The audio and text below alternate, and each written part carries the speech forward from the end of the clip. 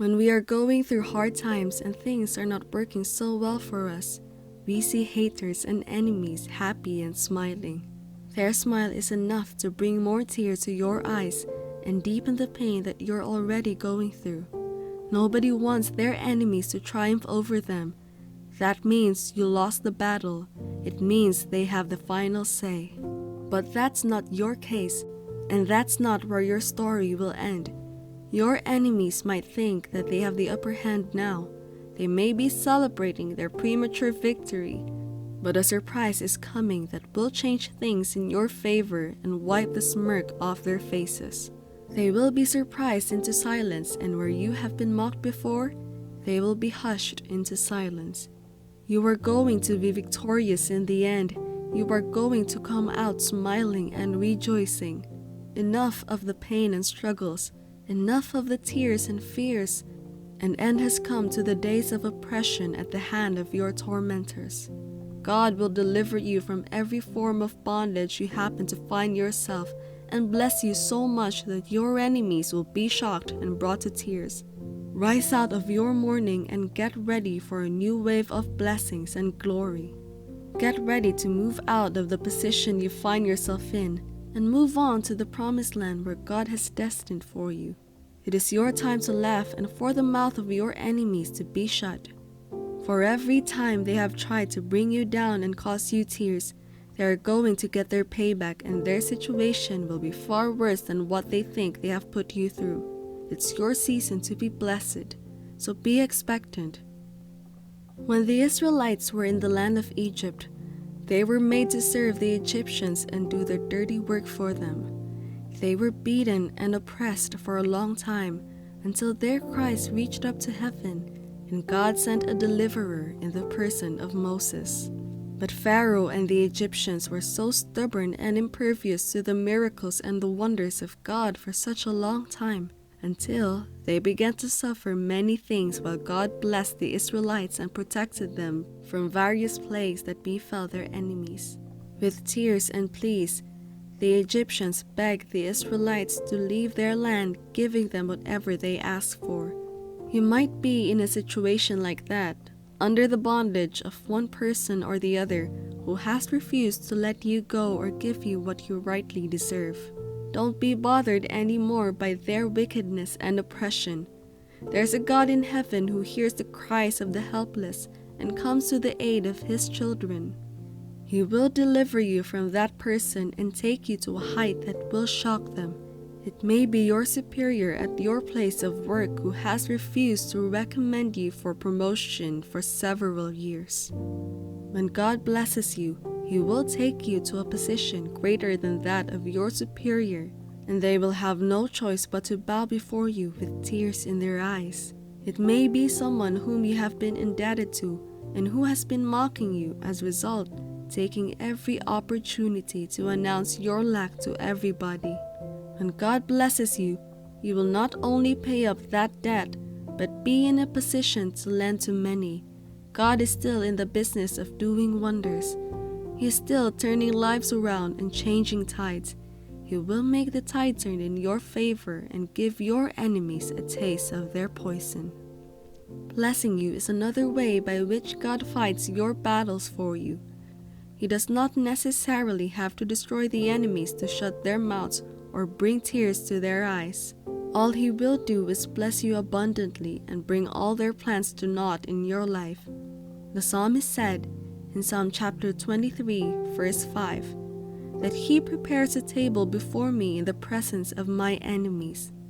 In essence, God can bless you so much and make your enemies stand around to watch you enjoy the blessing that God has given to you.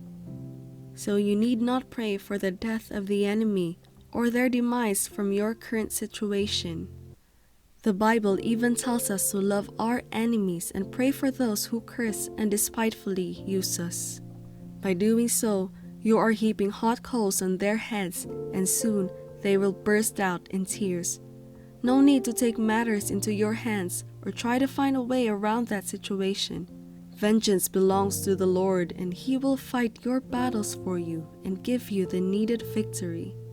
Right where you are, right in the presence of your enemies, God will vindicate you by lifting you and giving you abundance.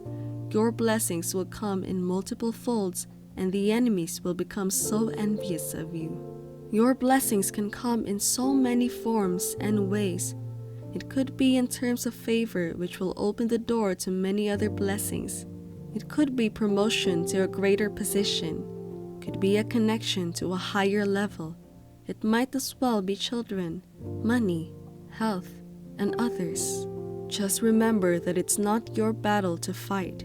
God is the one who will fight for you. Just keep doing your best. Be diligent. Serve God and obey His commandments, and you will see things working out in your favor.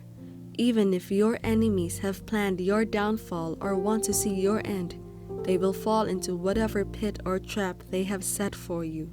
God blessed Daniel so much in the land of the Persians. He became a favorite with the king and occupied one of the topmost positions in the kingdom. Because of God's blessings upon his life, his enemies started murmuring and looking for a way to bring him down, but their plans failed and they eventually fell into the trap they had set for him.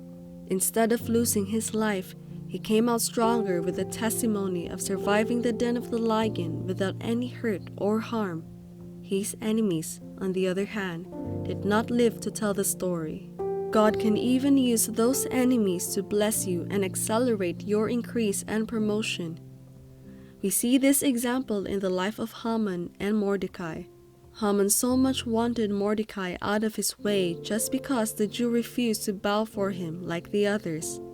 He sought means to bring down not only the man but everyone that was a Jew, and that became his undoing. He eventually lost out in the end and was humiliated.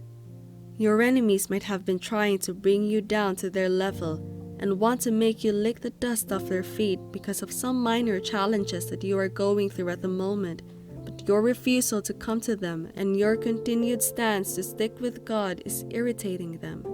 Don't become intimidated by their powers or influence. Just as God used Haman to announce Mordecai as the one whom the king chose to honor, He will also humiliate your enemies as well and use them to announce your glory.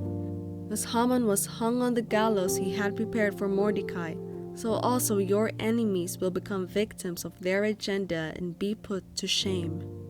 Keep in mind that your greatest enemies are not the people around you. It is not your neighbor who's always making fun of you or your employer who had been oppressing you for years. The scriptures say that we do not wrestle against flesh and blood, but powers and principalities, rulers of darkness and spiritual wickedness in high places. Ephesians chapter 6, verse 12.